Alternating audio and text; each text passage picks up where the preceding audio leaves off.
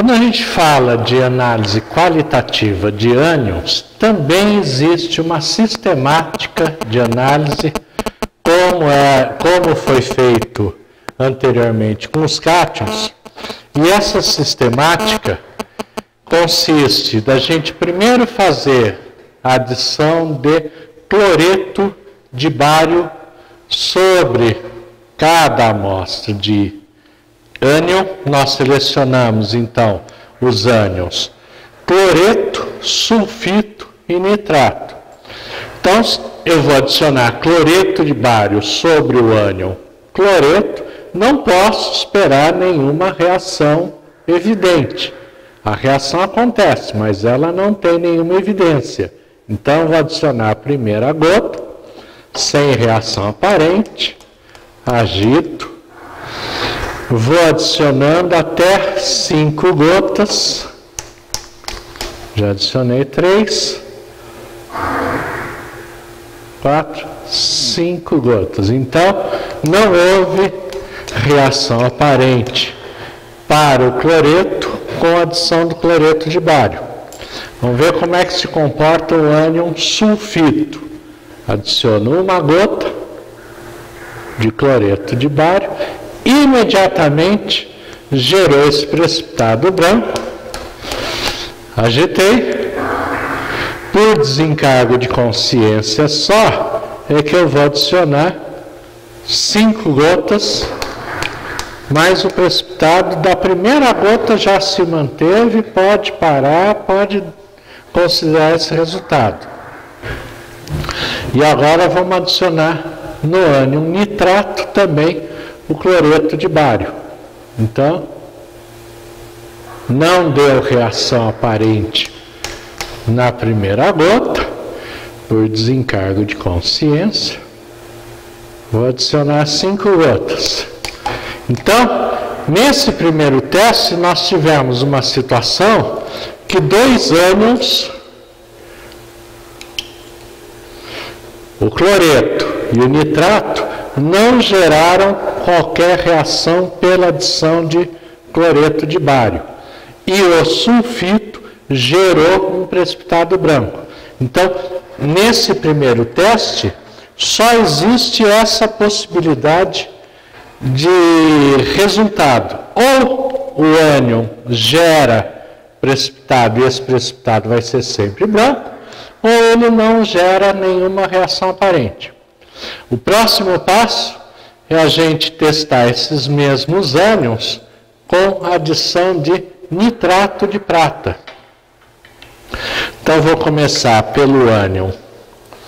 Vou começar pelo ânion cloreto, que ele não tinha dado nenhuma reação aparente com cloreto de bário. Vamos ver o que acontece quando adicionar uma gota de nitrato de prata. Imediatamente dá esse precipitado branco a creme, muito facilmente identificável. O outro que não tinha dado nenhuma reação aparente com cloreto de bário era o ânion nitrato. Então, se eu vou adicionar também nitrato de prata sobre o ânion nitrato, não espero que aconteça nenhuma reação aparente.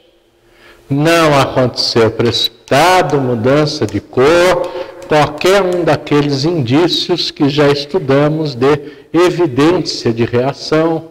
Vou adicionar 5 gotas para confirmar que realmente não gera nenhuma reação aparente. Então, para a gente entender, cloreto e nitrato com a adição de cloreto de bário não tinham dado nenhuma diferença entre eles. Com nitrato de prata, o cloreto se diferencia do nitrato. Isso é a sistemática analítica que a gente está seguindo. Só falta eu adicionar o nitrato de prata sobre o ânion sulfito, que tinha dado precipitado anteriormente com o cloreto de bário. Vamos ver como é que ele se comporta pela adição de nitrato de prata. Então, ele também deu um precipitado branco com o nitrato de prata. Então, aqui, com esses 3 ânions, a gente tem 3 situações possíveis. A situação de não gerar precipitado ou qualquer indício de reação com cloreto de bário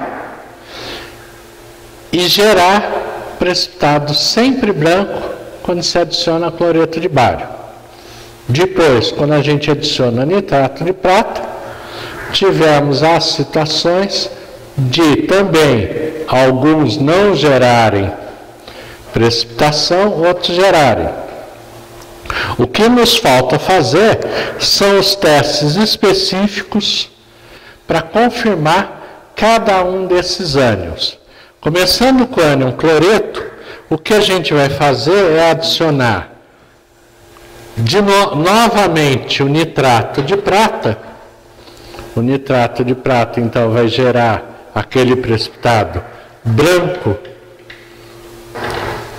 com o ânion cloreto. E para confirmar que é o ânion cloreto, essa sistemática exige que a gente adicione hidróxido de amônio. No caso, o hidróxido de amônio deve solubilizar o cloreto de prata formado pela alteração no meio reacional. Então, em uma gota, eu vou colocar gota a gota, 2 gotas. Então, nas 2 gotas já deu para ver que a solução está límpida. Vou adicionar uma 3ª gota. Então, a solução ficou límpida. Houve a solubilização do precipitado de cloreto de prata pela alteração do meio reacional. Se a gente adicionar ácido nítrico agora, a esperança é de que aquele precipitado volte a ser formado. Então, vou adicionar uma gota, imediatamente a gente viu o precipitado. É importante que seja feito ao nível dos olhos, mas esse precipitado não se fixou. Então, vou adicionar mais uma gota. Eu tinha adicionado 3 de hidróxido de amônio. Vamos ver se com 3 gotas fixa novamente o precipitado de cloreto de prata. Então, isso identifica o ânion cloreto.